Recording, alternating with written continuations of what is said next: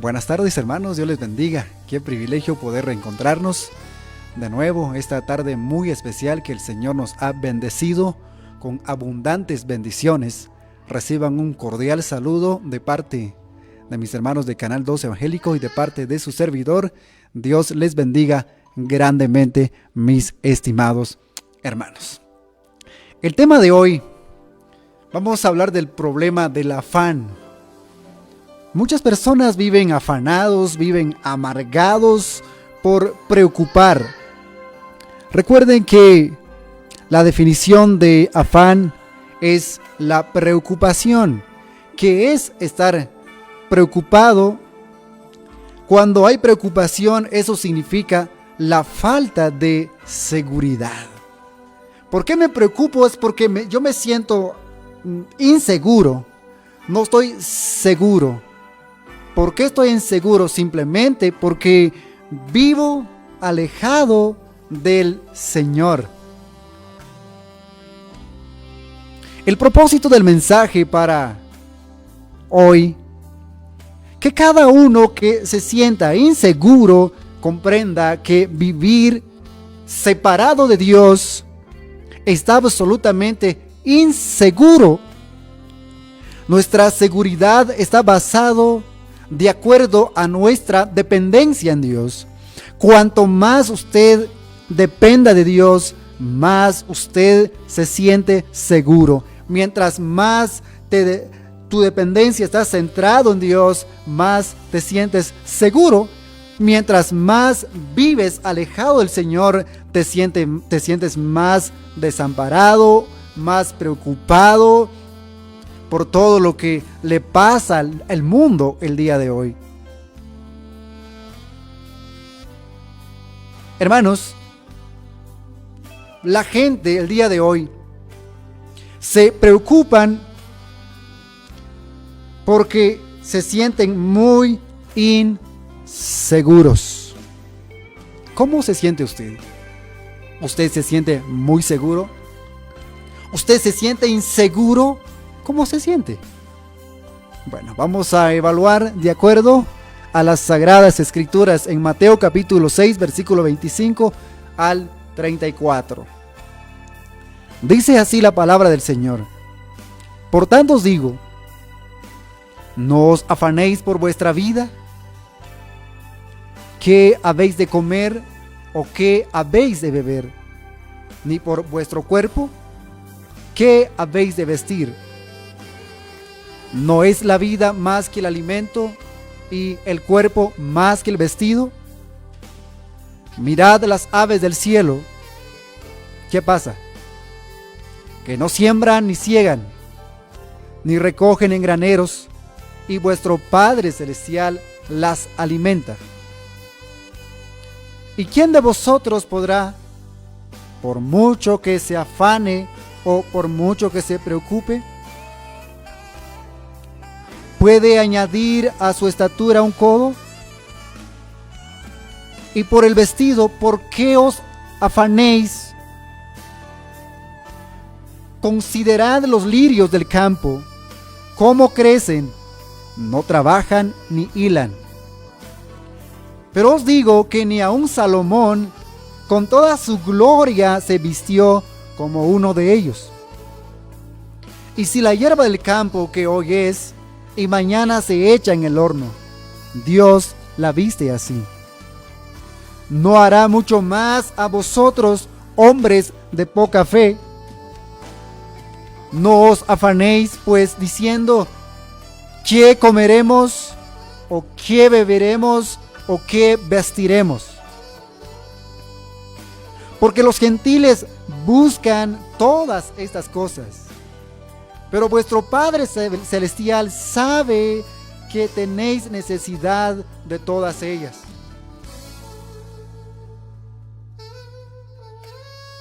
Mas buscad primeramente el reino de Dios y su justicia, y todas estas cosas os serán añadidas.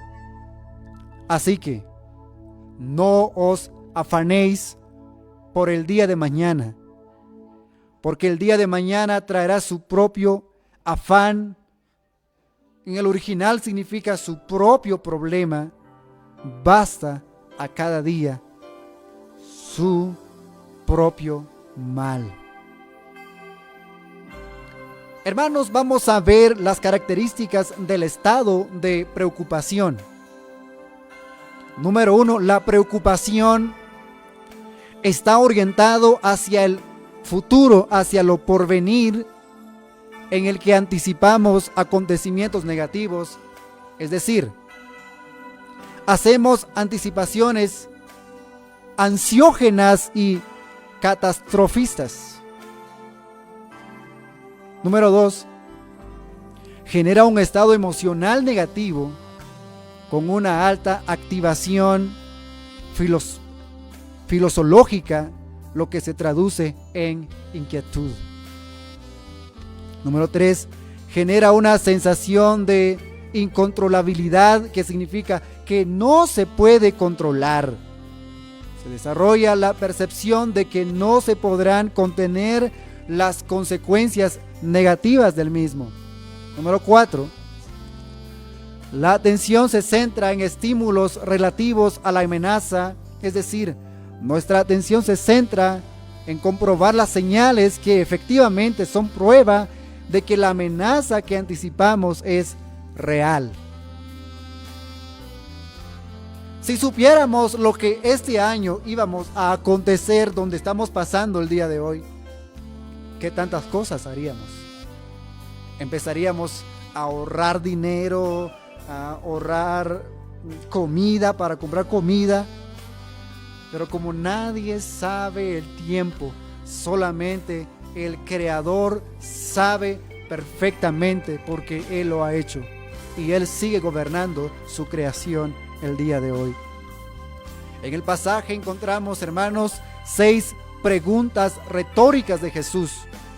En el versículo 25 viene la primera pregunta: ¿no es la vida más que el alimento y el cuerpo más que el vestido? ¿Encontramos respuesta? Versículo 26. ¿No valéis vosotros mucho más que ellas? ¿Mucho más que quiénes? Versículo 26. Es que anteriormente estaba hablando Jesús cuando dice: mirad las aves del cielo, que no siembran, ni ciegan, ni recogen en graneros, y vuestro Padre Celestial las alimenta. Solamente siéntense un momento, pónganse de pie, concéntrense, piensen qué es lo que hacen estos animales, las aves del cielo. Jesús reta a sus discípulos diciéndoles: hey, si Dios alimenta a esos animales insignificantes de su creación, ¿cuánto vale un pajarito? Posiblemente 10, 15 quetzales. Posiblemente $2, $3. Pero a comparación de lo que vale el hombre ante los ojos del Señor, ustedes se ponen a pensar: ¿será que el hombre no vale más que las aves del cielo? La respuesta: sí. Pero alguna vez vemos a estos animales preocupados por qué comer mañana. De hecho, salen a buscar su comida con diligencia, pero no los vemos preocupados. Al amanecer los escuchamos cantando, ¿verdad? Al atardecer también los escuchamos cantando. ¿Qué es lo que están expresando? No entendemos, pero hay algo que sí puedo deducir diciendo que ellos le cantan al Señor, que ellos le adoran al Señor a través del canto que ellos cantan.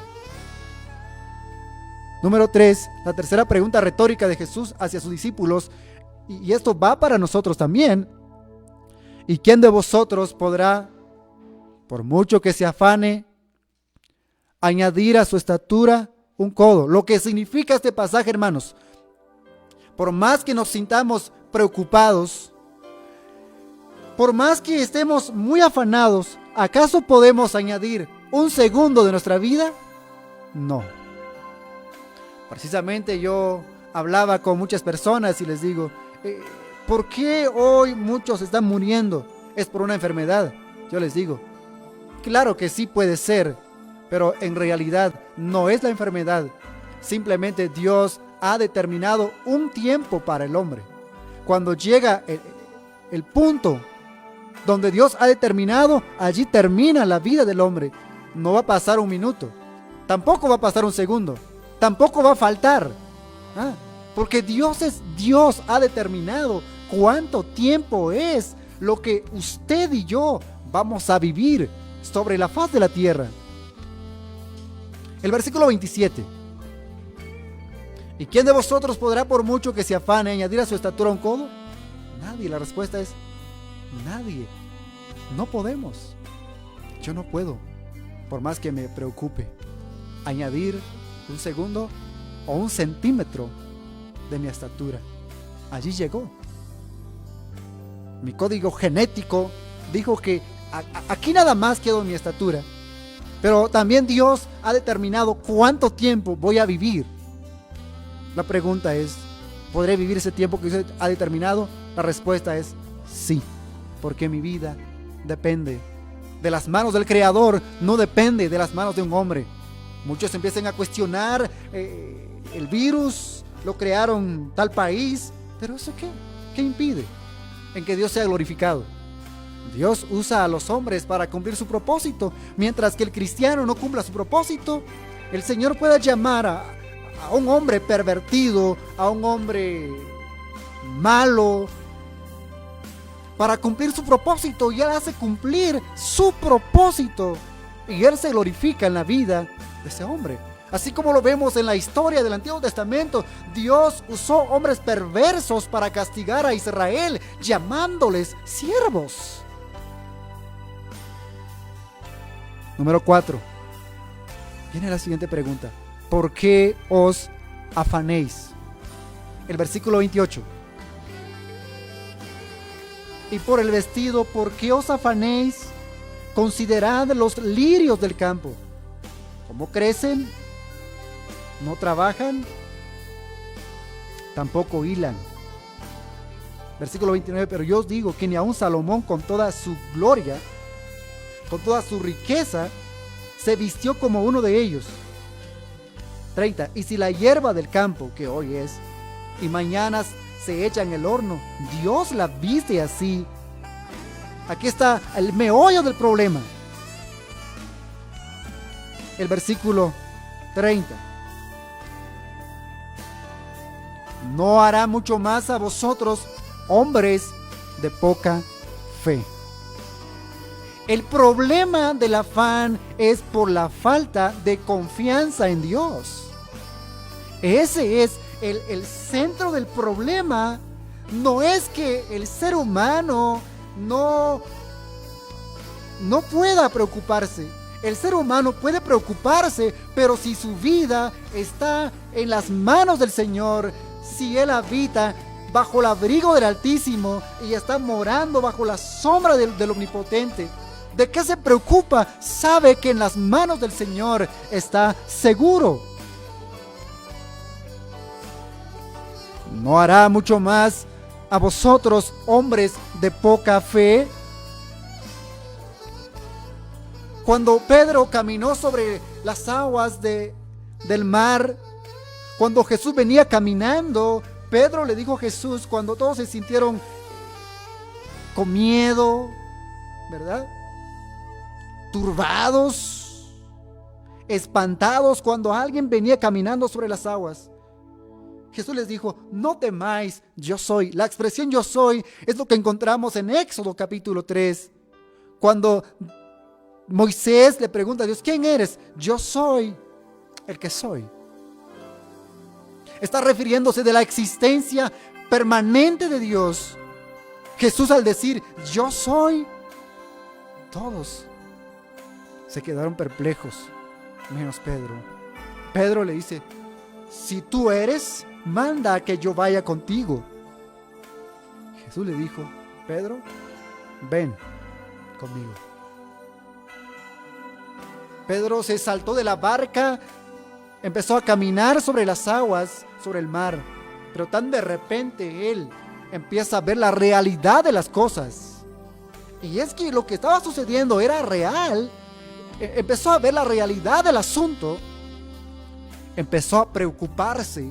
¿Por qué? Porque su fe se desvió. Ya no está confiando en el Señor, sino que él empezó a confiarse en sí mismo. El problema del hombre el día de hoy es porque se confía en sí mismo. Y quiero mostrarles un pasaje en Jeremías, capítulo 17, versículo 7. Dice la palabra de Dios, el versículo 7: bendito el varón que confía en Jehová. ¿Pero qué es? Cuya confianza es Jehová. Pero anteriormente el versículo 5 expresa que el hombre que confía en sí mismo es maldito. Dice el versículo 5 literalmente: así ha dicho Jehová, maldito el varón que confía en el hombre y pone carne por su brazo, y su carne se aparta de Jehová. Cuando el hombre se confía en sí mismo o confía en otro hombre, su corazón se aparta del Señor. Y por eso cuando empieza a ver la realidad de los problemas, se siente solo, se siente desesperado, decepcionado y ya no encuentra qué hacer. ¿Por qué? Vive dependiéndose de sí mismo, no de Dios. El afán, mis amados hermanos, está centrado en la falta de alimentación, en necesidades materiales tales como casa, un carro, terrenos. Ahí está centrado las preocupaciones. Pero también quiero mostrarles otro pasaje más. En Lucas, capítulo 12, versículo 13. Dice así la palabra del Señor. Le dijo uno de la multitud: Maestro, di a mi hermano, es un hermano menor, que parta conmigo la herencia. Mas él le dijo: Hombre, ¿quién me ha puesto sobre ustedes como juez o partidor? Les dijo: Mirad y guardaos. ¿A quiénes les dijo? A sus discípulos, a las personas que le estaban siguiendo. ¿Guardaos de qué? De toda avaricia. El problema es la avaricia. Porque la vida del hombre no consiste en la abundancia de los bienes que posee. Entonces, Jesús les refirió una parábola diciendo: la heredad de un hombre rico había producido mucho. Y él pensaba dentro de sí diciendo: ¿qué haré? Porque no tengo dónde guardar mis frutos. Y dijo: esto haré: derribaré mis graneros y los edificaré mayores, y allí guardaré todos mis frutos y mis bienes. Y diré a mi alma: alma mía, muchos bienes tienes guardados para muchos años. Repósate, come, bebe, regocíjate. Pero viene algo. Pero Dios le dijo: necio, esta noche vienen a pedir tu alma, y lo que has provisto, ¿de quién será? Todo lo que amontonamos en el mundo, ¿para quiénes va a quedar? ¿Para quiénes? A veces, para nadie. Mis hermanos, quiero decirles esta tarde, confiamos en Dios. Pidámosle al Señor que Él aumente nuestra fe. Y también nosotros, es nuestra propia responsabilidad de que nuestra fe crezca cada día. No depende de Dios, claro, le podemos decir al Señor en oración: Señor, auméntame la fe. Pero si no cumplo con mi responsabilidad, Romanos 10:17, mi fe crece a menudo cuando yo oigo la palabra del Señor, cuando yo leo la palabra del Señor. El problema del afán es por falta de seguridad. Mis amados hermanos, hoy vamos a evaluar este punto importante ¿Cuál es lo más valioso para usted? ¿Cuál es lo más valioso para ti? Mateo 6, 19 al 21. No hagáis tesoros en la tierra, donde la polilla y el orín corrompen, y donde ladrones minan y hurtan. Versículo 20. Sino haceos, ¿dónde tengo que hacer tesoro? Sino haceos tesoros en el cielo, donde ni la polilla ni el orín corrompen, y donde ladrones no minan ni hurtan. Porque donde esté vuestro tesoro, allí estará también vuestro corazón. ¿En dónde usted se preocupa más?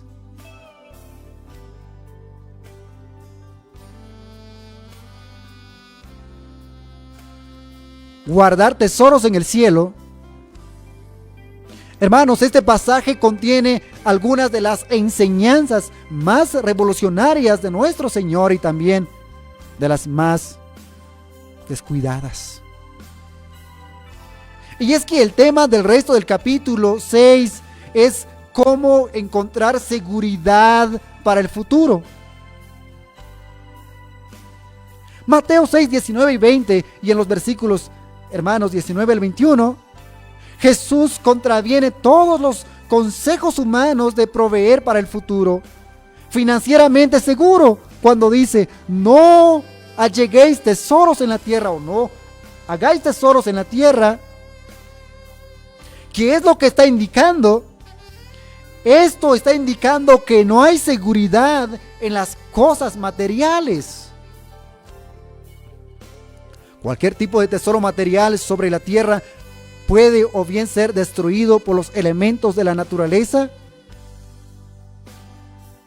polilla u orín, o robadas por ladrones. Jesús dice que las únicas inversiones no sujetas a pérdidas son los tesoros en el cielo.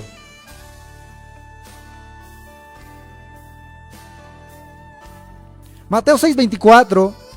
Ninguno puede servir a dos señores, porque aborrecerá al uno y amará al otro, estimará al uno y menospreciará al otro. No podéis servir a Dios y a las riquezas. La expresión "no podéis servir a Dios", riquezas, en el idioma original es mamón, que significa riquezas, plata. La imposibilidad de vivir para Dios y el dinero se expresa aquí en términos de señores y esclavos. Y es que el esclavo no está obligado a quedarse por siempre.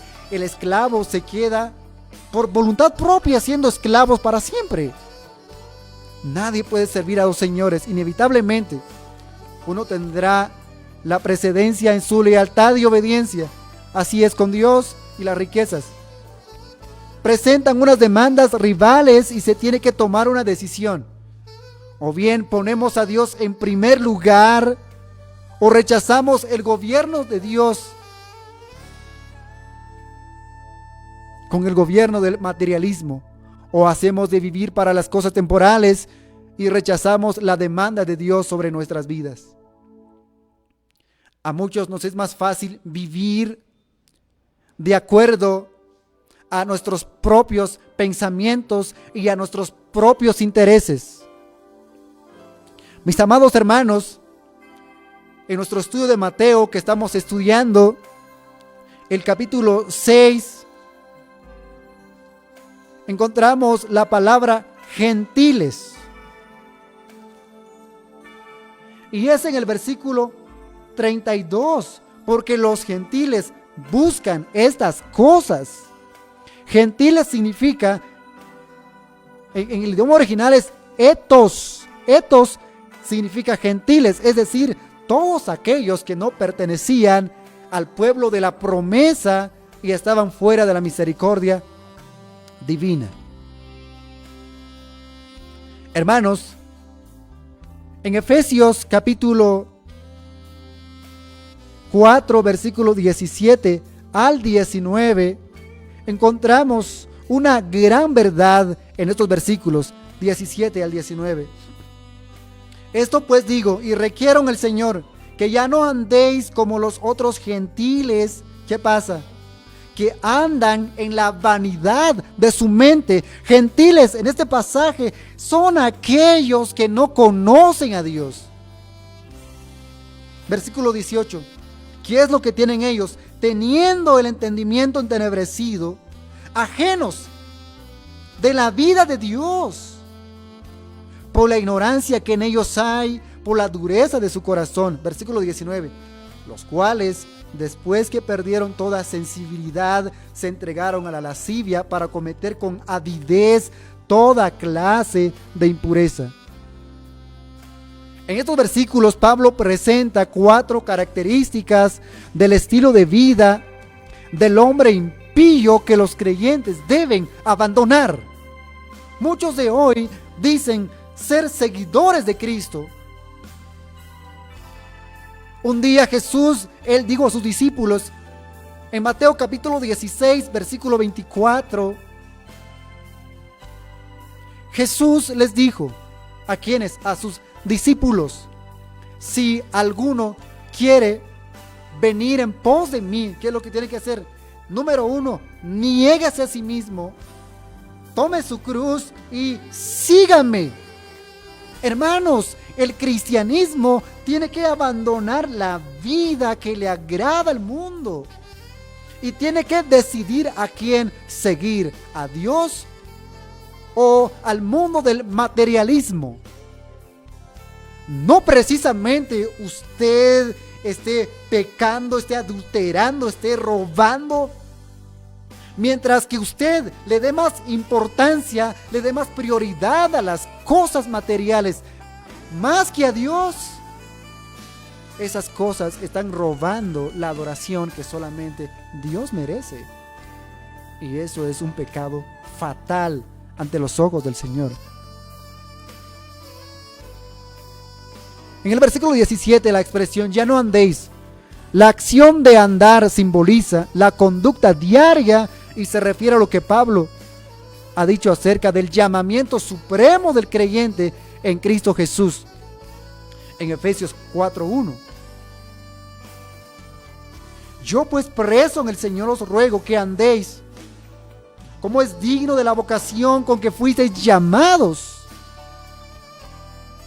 Debido a que los cristianos son parte del cuerpo de Cristo, han recibido del Espíritu Santo los dones y capacidades espirituales para ser edificados mediante su interacción con otros creyentes. Por esa misma razón, deben dejar de convivir como si todavía fueran impíos. 1 Juan 2:6, gentiles todos los paganos impíos y no regenerados. Referencia 1 Tesalonicenses 4:5, donde son definidos la vanidad de su mente. Número 1, los incrédulos son improductivos en sentido intelectual. En lo referente a cuestiones espirituales y morales, sus procesos racionales son distorsionados e inadecuados, por lo cual siempre fallarán en la producción de un entendimiento piadoso a una vida moral. Su vida es vacía, vana y carente de sentido. Romanos capítulo 1, versículo 21 al 28, 1 Corintios 2:14 y Colosenses 2:18. Versículo 18, ajenos de la vida de Dios, los incrédulos mantienen su alejamiento espiritual de Dios y en consecuencia ignoran por completo su verdad. 1 Corintios 2:14, el resultado es su ceguera espiritual y moral voluntaria. Romanos 1:21 al 24. Segunda Timoteo 3:7, son ciegos y su corazón tienen la misma dureza que una piedra. Versículo 19 es el número 3. Los incrédulos tienen insensibilidad moral a medida que continúan su vida de pecado y alejados de Dios, se vuelven cada vez más apáticos con respecto a las realidades morales y espirituales. Romanos 1:32, lascivia e impureza. Número 4, los incrédulos se caracterizan por su conducta depravada. Romanos 1:28. Sucumben por voluntad propia en la sensualidad y la vida licenciosa, por lo cual pierden cada vez más sus reservas morales, sobre todo en el área de los pecados sexuales. La impureza es inseparable de la avaricia, que es una forma de idolatría. Efesios 5:5, Colosenses 3:5.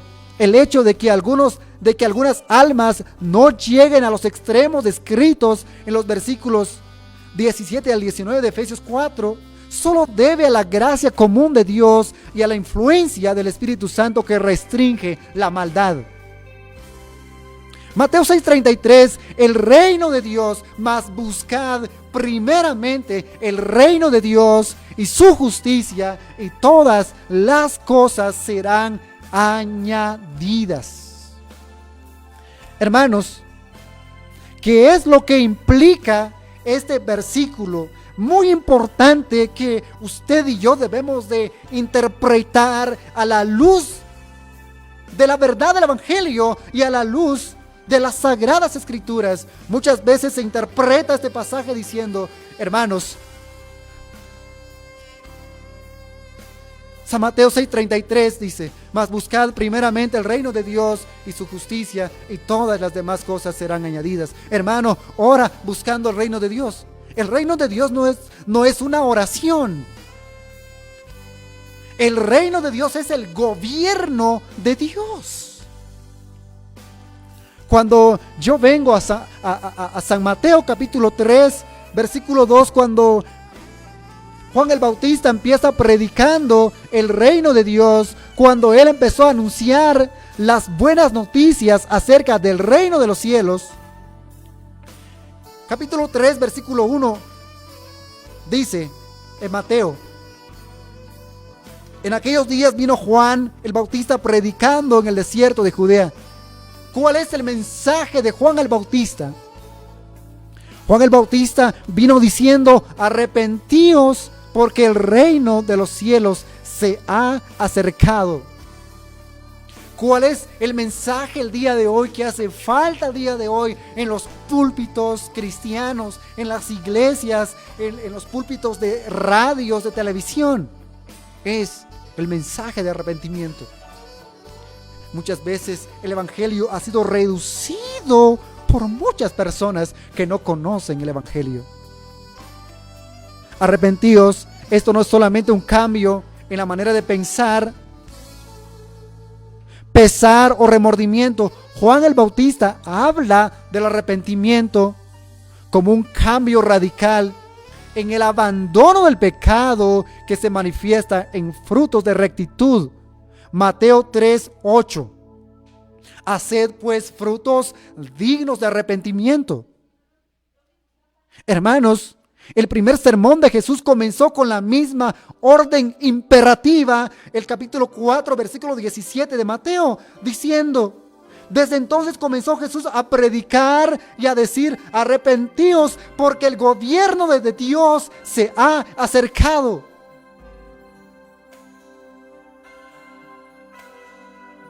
En 2 Corintios capítulo 7, versículo 8 al 11, porque aunque os contristé con la carta, no me pesa aunque entonces lamenté. Porque veo que aquella carta, aunque por algún tiempo os contristó, ahora me gozo, no porque hayáis sido contristados, sino porque fuisteis contristados para arrepentimiento, porque habéis sido contristados según Dios, para que ninguna pérdida padecieseis por nuestra parte. Porque la tristeza que es según Dios produce arrepentimiento para salvación, de que no hay que arrepentirse. Pero la tristeza del mundo produce muerte.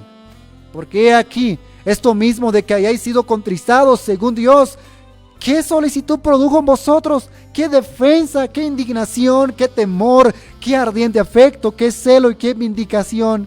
En todo os habéis mostrado limpios en el asunto. El reino de los cielos es una expresión única en el Evangelio de Mateo. Mateo usa la palabra cielos como un eufemismo para el nombre de Dios, para no herir la sensibilidad de sus lectores judíos. Mateo 23:22. En el resto de las escrituras, el reino es llamado el reino de Dios, el gobierno de Dios. Ambas expresiones se refieren a la esfera del dominio de Dios sobre todos aquellos que pertenecen a Él. El reino de Dios es ahora manifiesto en el reinado espiritual del cielo sobre el corazón de los creyentes. Lucas 17:21, y un día será establecido literalmente en un reino terrenal, según Apocalipsis capítulo 20, versículo 4 al 6. Se ha acercado en un sentido el reino de los cielos. Es una realidad presente, pero en su sentido completo es siempre un hecho de cumplimiento futuro. Todos los creyentes, los que han confesado su fe en Cristo, han aceptado el señorío de Cristo sobre sus vidas, si no viven bajo los parámetros del Evangelio, eso me dice que estas personas no han sido salvos. Por más que hayan hecho una confesión de fe, por más que un ministro del Evangelio haya orado por ellos, es que muchos el día de hoy no entienden el verdadero significado del Evangelio. Hermanos, Mateo capítulo 5.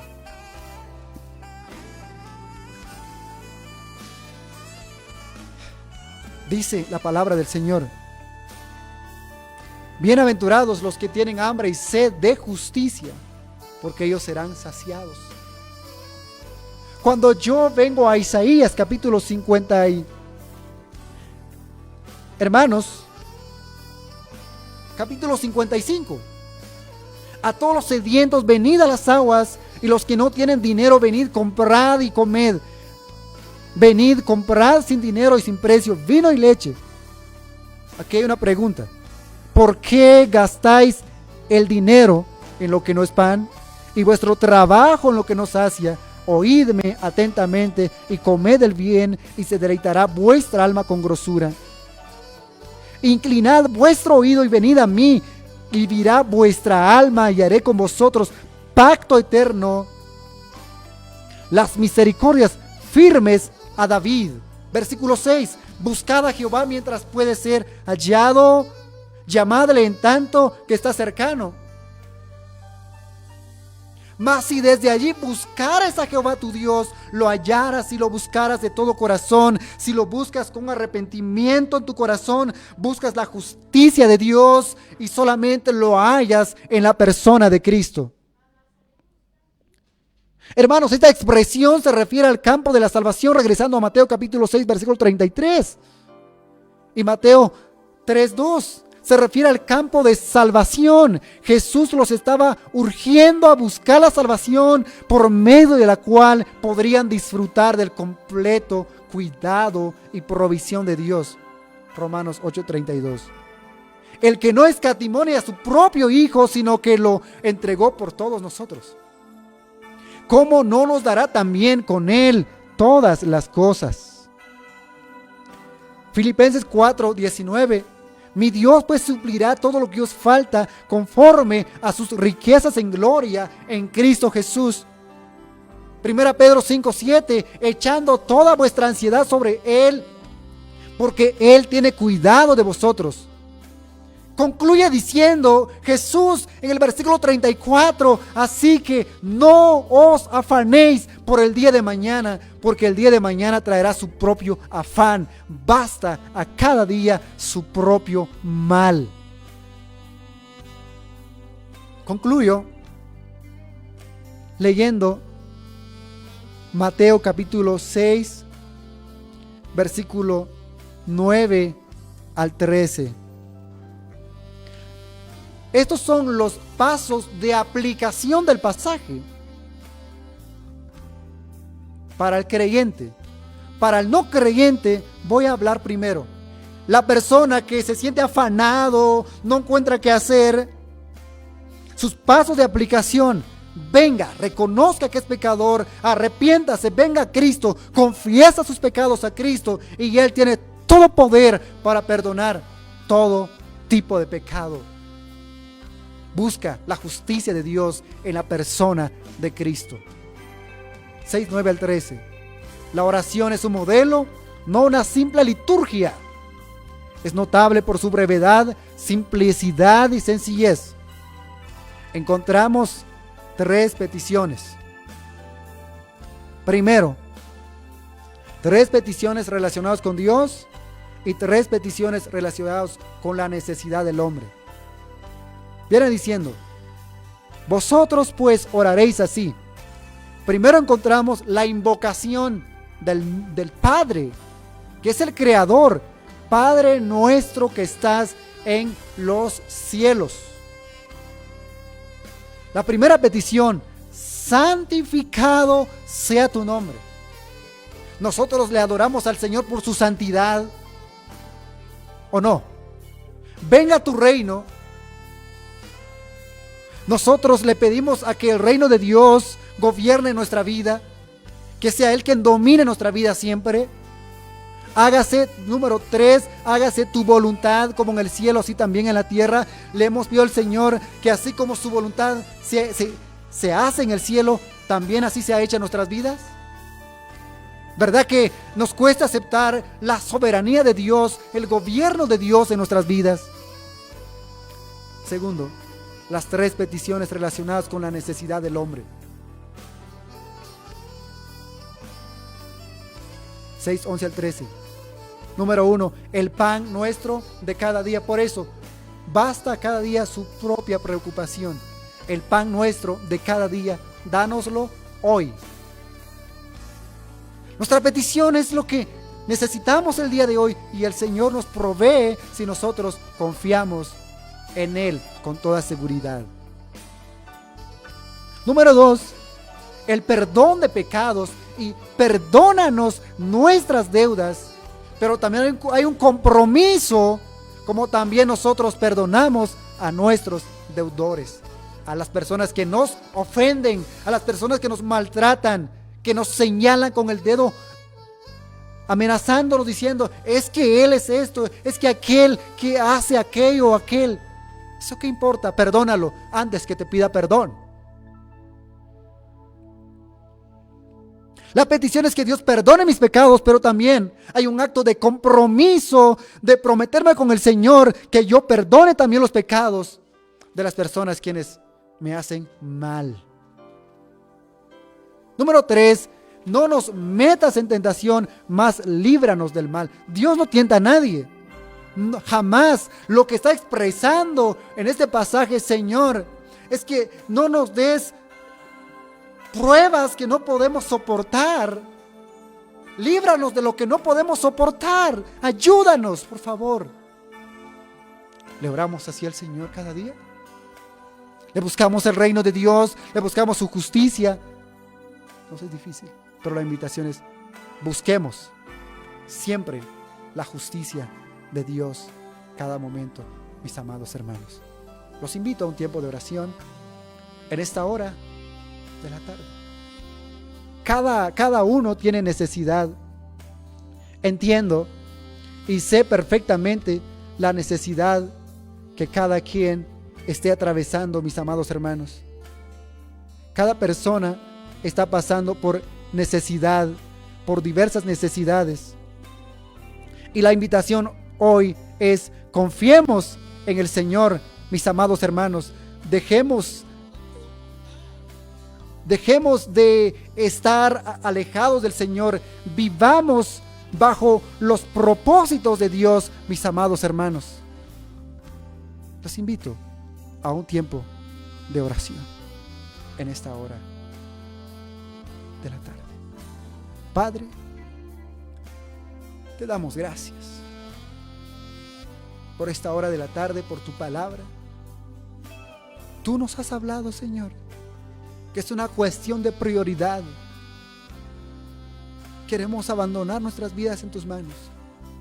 Tú conoces la vida, la necesidad de cada uno de mis hermanos que están atravesando por circunstancias adversas. Por favor, Señor, extiende tu mano de poder por la vida de cada uno de ellos. Sigo clamando y orando por los que han perdido un familiar, un ser querido. Por favor, Señor, extienda tu mano de misericordia. Extienda, Señor, tu mano de bondad en la vida de cada uno. Mi amado Señor, haz tu voluntad en nuestras vidas. Te suplicamos en el nombre de Jesús que tu palabra, Señor, caiga en buena tierra. Por favor, Señor, suple la necesidad de aquellos, Señor, que están pasando por escasez. Suple te ruego en el nombre de Jesús. Y siga bendiciendo a los que tienen trabajo, los que tienen un empleo, Señor. Sígales bendiciendo y gracias por el trabajo de ellos. Oramos, Señor, en el nombre de Jesús, por la vida de ellos. Te damos gracias y ayúdanos, Señor, a seguir viviendo en dependencia de Dios cada día. Te damos gracias en el nombre precioso de Jesús. Amén. Mis amados hermanos, que el Señor les bendiga. Ha sido un privilegio poder compartirles la palabra del Señor esta tarde de hoy. Dios les bendiga. Buena tarde.